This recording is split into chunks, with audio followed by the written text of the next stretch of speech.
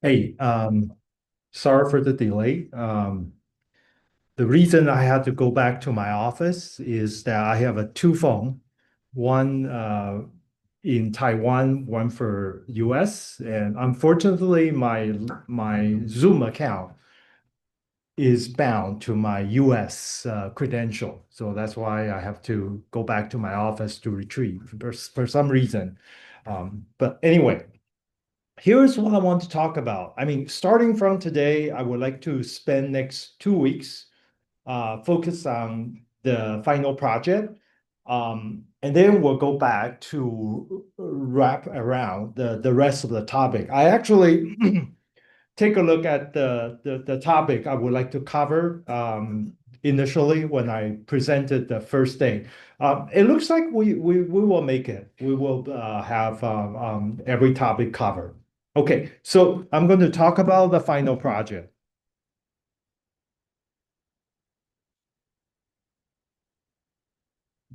Okay, I would like to convey to you what is the requirement about final project for this course, this quarter. So I want to first talk about what is object-oriented programming, and in particularly we talk about C++ and JSON. So you might think that this is a language about it's just a yet another programming language that you're using this as a tool to to solve some problem. Okay, but I want to tell you the important thing about object-oriented programming is um, a language for us to explore innovation. Okay, why did I say that? I'm saying that this is a language, not only a language to solve the problem, but the strengths of the language is for us to develop innovation. So what is innovation? Innovation means something is not yet happened. It's not available as today. And we would like to develop a new concept. And then eventually innovation lead to what we call implementation or commercialization. So implementation means that you can translate this into a product, or at least to what we call a POC, proof of concept implementation. And of course, innovation is important. You want to make sure that this innovation has a commercialization plan, meaning that there are user who like to use this, and eventually you have a business model that this product will be at least financially sustainable. Okay, if you think about what is the possible innovation, maybe Google about 30 years ago, it was an innovation because at that time, actually, there were product before Google doing similar thing, but Google did the best at that time. So at that time, we don't have a concept called search engine, or the idea of search engine just started, and then Google make it really well. And so why is OOP a language for innovation? Because if you think about that, you want to build a product. Say, I want to build a smart city. I want to develop a product that's going to realize in a smart bus system. I want to enable a new technology that will enable us to communicating with people and to able to trace our location and things like that. So in order to realize such a product, it takes a lot of time for you to build software hardware. You can think about that. I mean, for smart bus, you have to have a bus, right? You have to build a bus and do a few things. So this is usually the innovation process is very expensive, and you need to find someone called either a venture capitalist who will provide you funding, or you submit a proposal to obtain something called SBIR. SBIR stands for Small Business Innovation Research Grant or something like that. that you will be able to develop a prototype. And before you can get more money to do the development. Okay, that is especially you guys are electrical engineering major. Most of you are electrical engineering major. You can imagine how expensive it is for you guys to do innovation. You have to have the production line or the IC design or the solid state equipment. Each of those is probably at least $10 million and then and beyond that kind of price. Okay, so the thing is that innovation usually is very expensive. So before we do innovation, one thing you can do before you have a real bus, and you can actually using object programming to write a object that's represent a bus. So in some sense, I don't know if you got it, especially I use the example of homework assignment number two. It is a way for you to represent something not yet realized, but you can have a software version. I mean, you can use JSON or you can use C++ to represent an object. Okay, so if you think about OOP, the real power of OOP is we will be able to represent, we will be able to develop a system that's pure software based, but represents something we're going to realize at the end. And then why we need doing this step, trying to have object-oriented programming, and then we're going to build the real product. Because a lot of this kind of innovative concept, you won't be able to polish, to finalize, to really trigger some good idea unless you actually see something happening, at least at the software level, at least in front of the computer of yours. And then you see you can create a bunch of programs. You can actually have somebody get on the bus and get off the bus.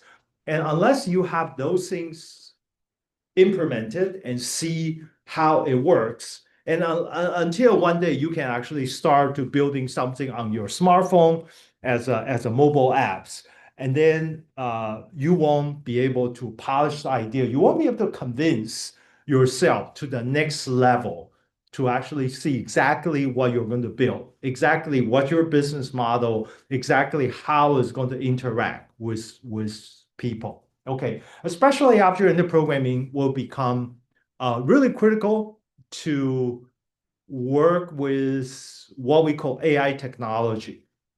AI technology typically is a fairly complicated piece of software or large language model, but how is this language model is going to interact with real people and in what scenario, in what interface? And the thing is that you can write the object-oriented program to interact with such an environment to actually at least have a pre-taste about what's coming.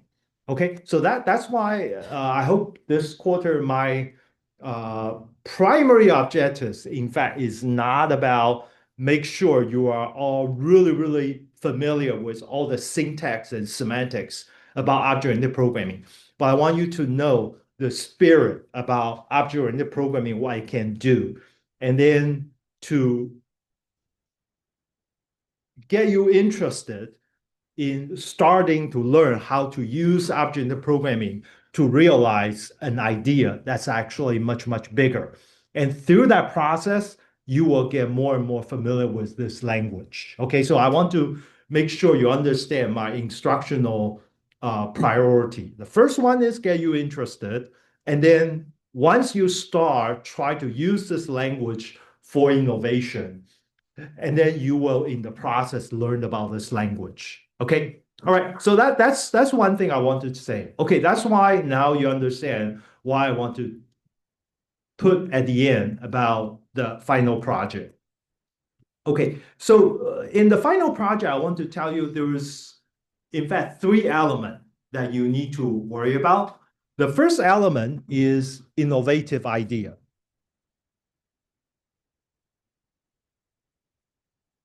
That's the first concept, innovative idea. And the second thing is how to develop scenario. Um, and the third thing is a C++ M or JSON implementation with demo. Okay, so this is the three elements I'm going to talk about today. And I'm going to subsequently show you some example, of course. So first, I would like to talk about what is innovative idea. So this is really, what are you doing? Now I want to make it a little bit bigger. So what is innovative idea? Innovative idea, as I mentioned, is something that's we don't have today. Okay, we don't have today. So which is I think it's a very clear definition. But in my experience, sometimes to realize something is innovative, it's kind of art. Okay. Can someone give me an example about what you consider is a innovative idea? What you consider? Can you actually come up with an innovative idea right now for anything? Okay.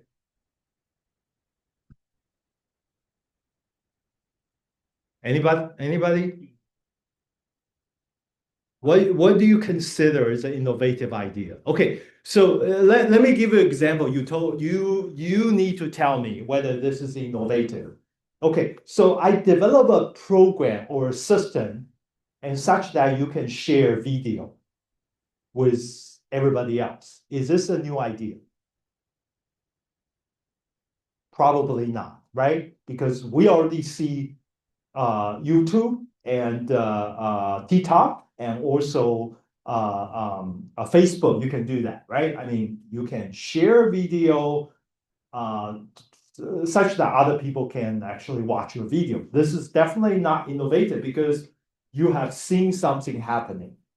Okay, so now let's say, okay, if I develop an idea, not only you can share video, but also you can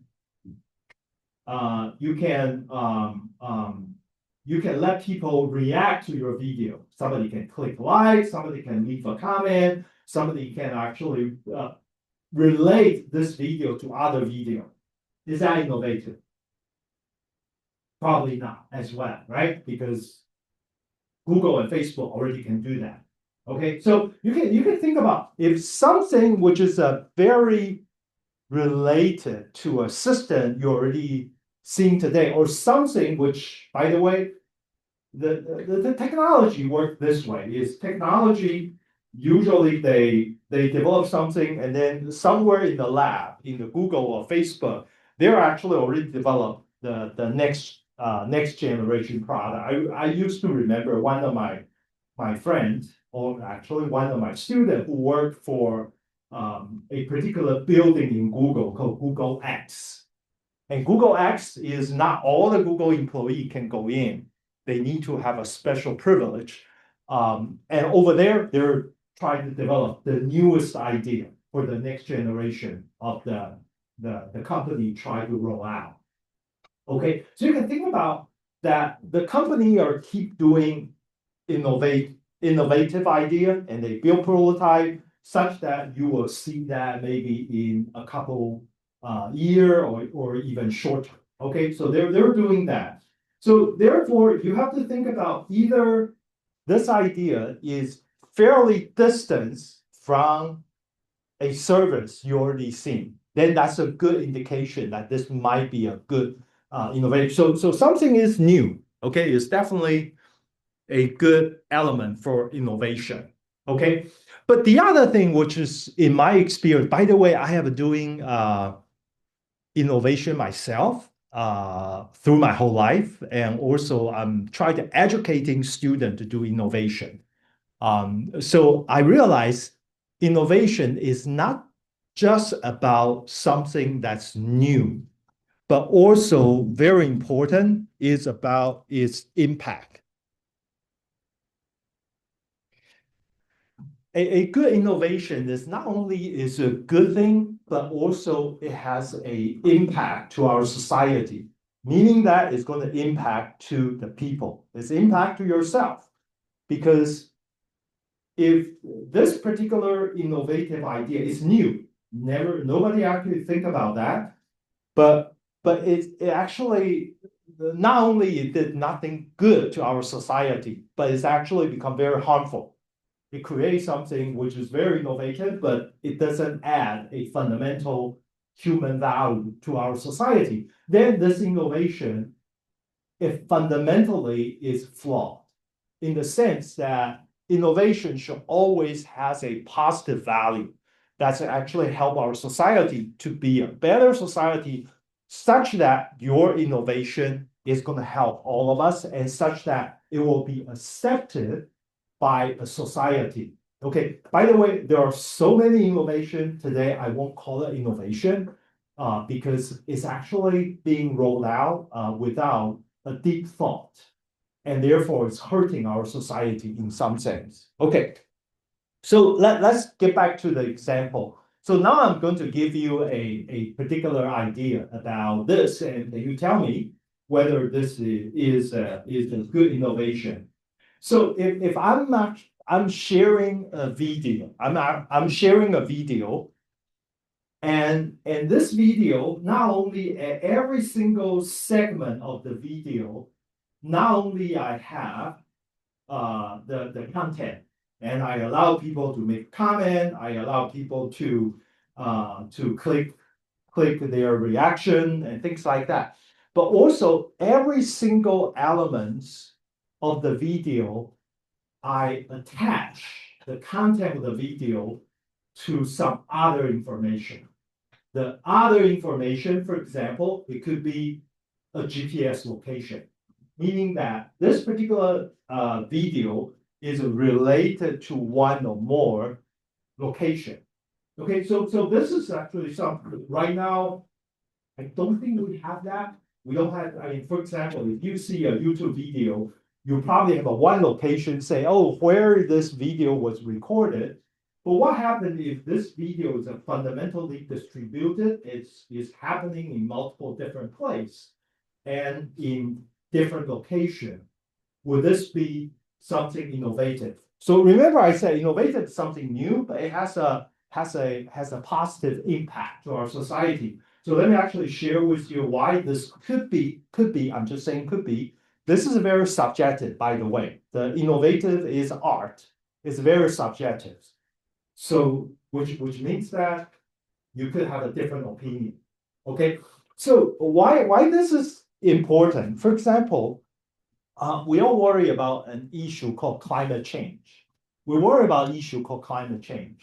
Is saying that okay, human might cause the some of the situation that we're seeing on Earth, and such that we might shoot our own foot in terms of the environment we live in, and one day become really not very sustainable. Okay, by the way, I was worried a bit yesterday about electricity at NCKU yesterday. I mean, anybody experience a glitch in electricity yesterday in the afternoon? You guys are okay? Okay, yeah, we have that. I mean, because the electricity is driving the whole what do you call that? It's driving the whole economics and driving our life right now. Unfortunately, you guys are very important because you guys are engineering, and engineering, you need to figure out solution to deal with all the future energy issue, while we just rely on so much. By the way, I sometimes feel guilty. Okay, NVIDIA or Google, you don't hear me saying this. I mean, we're building more and more powerful computer when you talk about Jensen's keynote speech last week at Compute Text. I mean, he's doing a lot of great things, I believe. Okay, I have to say that as an electrical engineering professor. But the thing is that what we're building, we're just wasting more and more energy. some sense. We're using a lot of resources to drive all the computation. Every single machine that we present is already, by the way, I have to give some credit to our technology company. They try very hard about cooling. They try very hard about the technology. They can use less and less energy to produce more and more computational power. This is what they're doing, okay? Use less and less energy to produce more and more power. That's great. Economically, that's great. But by the way, that's not the whole problem. Okay, let me tell you that.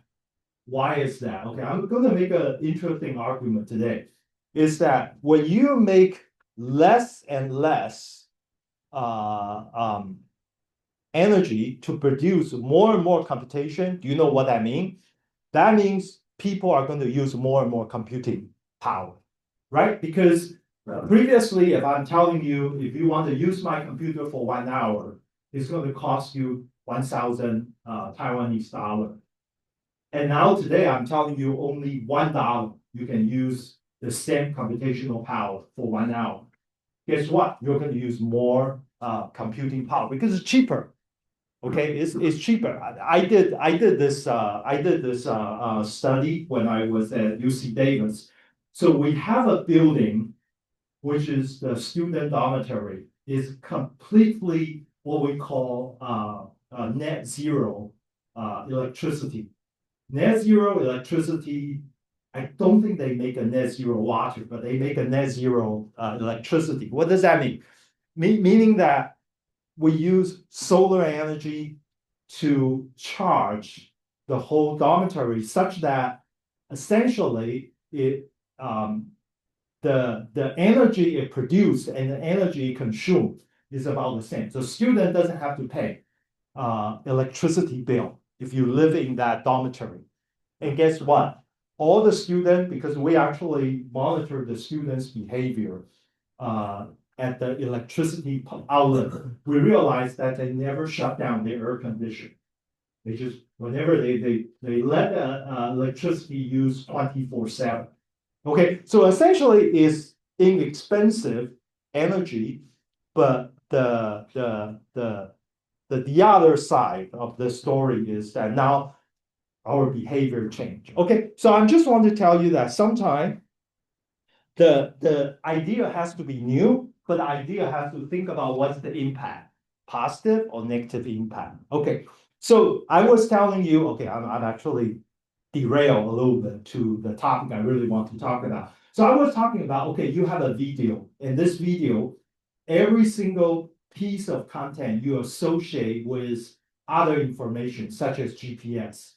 So this is very useful for climate change.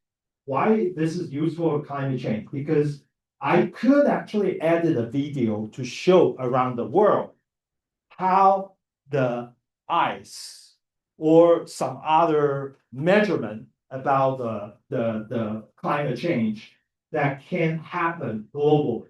If something only happened in Tainan, you say, okay, Tainan is the weather is getting ridiculous, or some of the situation changed. That's one thing. But if you actually see somebody sharing that concatenate together, and you can verify this information is truthful, then you realize that this thing happened in Tainan, this thing happened in Miami, this thing happened in Alaska, this thing happened in New Zealand. And all of things is going, and then this happening in Fiji, that their water level just keep going up. I don't know if you heard about this interesting story. People estimate how the sea level raised up. And at certain time, some of the island, which now currently people live there, they're going to be under the water. The whole island is going to be under the water.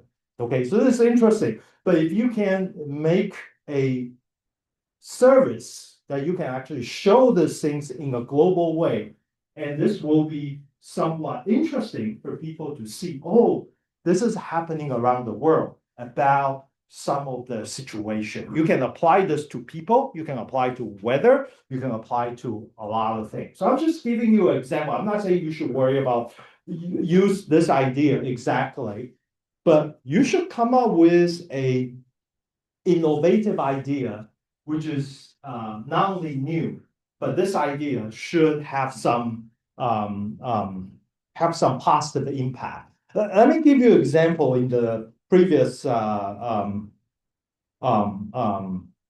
of the same course. What I see some of the idea people develop.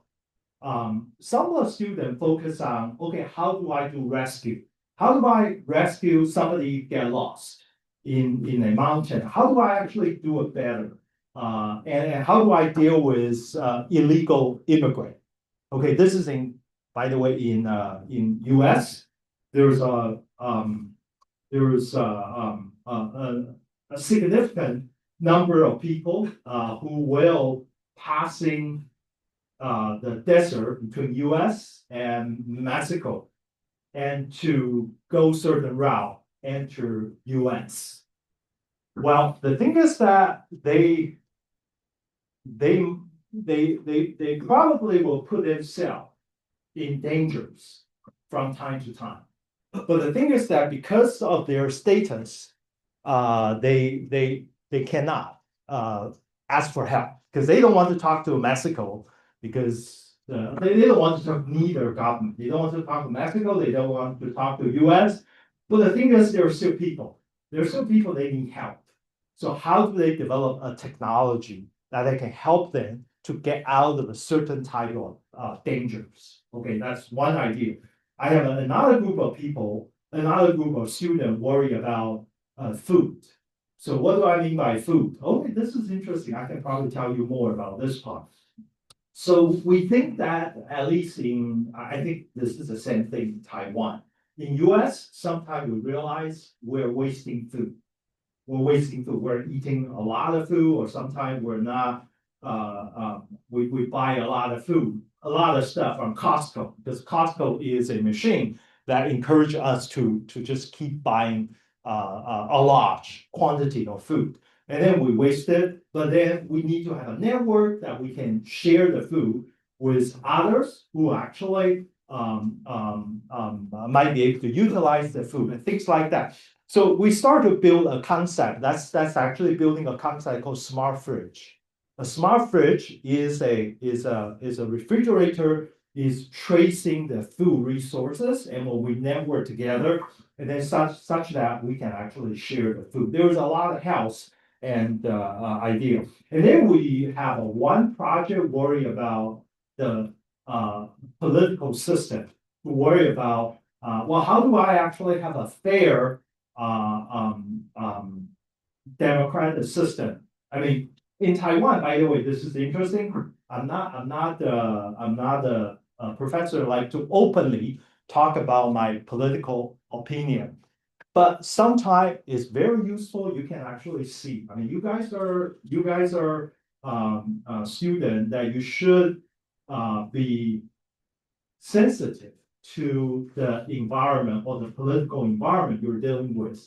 And then the when you deal with this, it's not about your personal bias toward whatever agenda, but you should actually always worry about if you're interested in politics. The only thing you should really focus is that in this process, whether we have been consistent and justice, especially for the people who are weak or people who are in the minority position. That's humanity. We have to develop technology in such that we will be fairly in justice and treat everybody. And that's actually important. For example, the student talk about how do I then talk about disinformation, because the information, the truthful information is help. So those are all the new idea. By the way, all the problems I just talked about, they have been looked at as my at that time was ECS 36B. Now is I translate that into EE1520, has been tried and has been followed the other two steps to be able to show some demo. Okay, and all of this is interesting not because it's a programming project, because it's a positive innovation that you can develop for our society. Okay, so by the way, I'm going to arrange certain times so you guys could, as a team, 3 to 4 students as a team, uh, we can talk together. I can help you to develop those ideas. Okay, so that's the first one. I'm going to talk about the second one. Okay, having the idea probably is the core about the whole thing. By the way, for the grade, I would say when I look at the final project, I would say more than 50% of the grade is based on innovative idea. Okay, I can tell you, I can give you an example why I focus on this. I believe from the educator's perspective, to spend time to think about this innovation is probably more important than to learn how to program appropriately. Okay, so that's why I always like the student to think, even the student might have some trouble to realize the idea to do the second part and the third one. But in my opinion, second part and the third part is the easier part. Okay, eventually, if you got the right idea, the second part and third part will happen. Okay, and will happen, you will learn, and there's no problem. I mean, usually we joke about this. We say, hey, if you go to Silicon Valley, if you pick a stone and you just throw it at the people, and then there's a lot of people walking on the street or driving, and you will hit the person, and most likely that person is going to be a programmer. Okay, so there is a lot of quantity of people can do programming, just to let you know. But there are very few people can do well in innovation and come up with a good, valuable, innovative idea. Okay. All right. So now I'm going to talk about the second one. Okay. I mean, what I just shared, the first part of the class, it might looks really vague and it's unclear because you guys have never experienced this process. So you kind of saying, wait a minute, what Felix was talking about? This is so distant from me. Okay, so now I'm going to translate that vagueness into something much more concrete for you to finish. So the thing is scenario. So when I talk about an innovative idea, you don't really need to implement the whole thing. But what you want to do is come up with a few scenarios, which using this scenario, you represent the most important perspective from your idea. Okay, for example, in homework assignment number 2, what I gave you was a scenario. Is a scenario using a system called a bus system that can track your phone, your device. Okay, I'm not saying that the bus system presenting homework 2 is a innovative idea itself. It has some, but it's not really a very deep innovation. But it's the way we do it in homework assignment number 2 is a scenario. I mean, the bus could be really complicated. The hospital could be really complicated. And the people's device or how do you trackable a person is actually very complicated. But that scenario essentially only capture the some perspective and such that we can actually move on to do the following step. So therefore, for your innovative idea, what you need to come out is a scenario.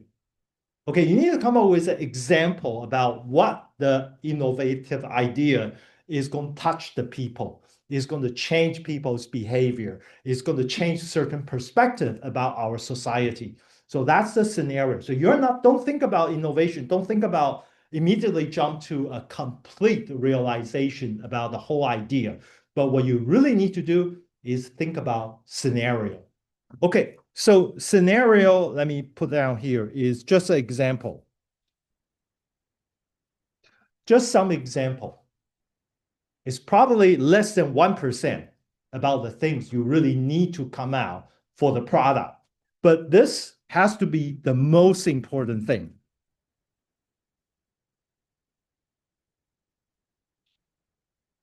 Okay, let me give you an example. Let me go back to the YouTube example. I said, okay, I'm going to put every piece of content with a GPS location. And that is very innovative. But if you want to come up with a product, you still need to implement the whole thing. You pretty much still have to implement whatever YouTube have today. And then you have to add that new idea. So in the scenario development, usually we just focus on the new thing. We assume the rest of the thing we already have. Okay, so you focus on the most important thing, which is the core, the key, or the core of your innovation. Okay, so I want to say not product. Okay, so that's the scenario development. Okay, now I'm going to start to say something which should be very familiar to you. How do I develop the scenario? Is using JSON. If you remember what we did in homework assignment number 2, how do I represent a description, a natural language description about some scenario I want to develop? I actually translate that into JSON. I translate into JSON and what's the action from one JSON convert to the other JSON. So when you develop the scenario, eventually you need to do into a JSON. So essentially, JSON representation is very critical over here because it can help you to digitally represent what's the information you need to develop in order to support the scenario. So over here, JSON is helping you to do both to represent the information and to support the scenario. So essentially, you're reading somebody using English or using Chinese to represent the idea as a description about a product. Then you should be able to use JSON with a bunch of JSON. Remember, look at some of my lecture before, and you can use JSON to represent the equivalent of the information. Okay, that's how you develop scenario. Okay, once you have done this, once you have done the JSON representation of the scenario, then this part should be very simple. The C plus the JSON implementation should be very mechanical because what you need to do is then you can construct a C++ program which match exactly what you describe in the JSON. And then basically, then you can come out with a demo. Okay, so once you have, this is just a realization. And you're not realization, not the product, I want to say, but realization of the scenario.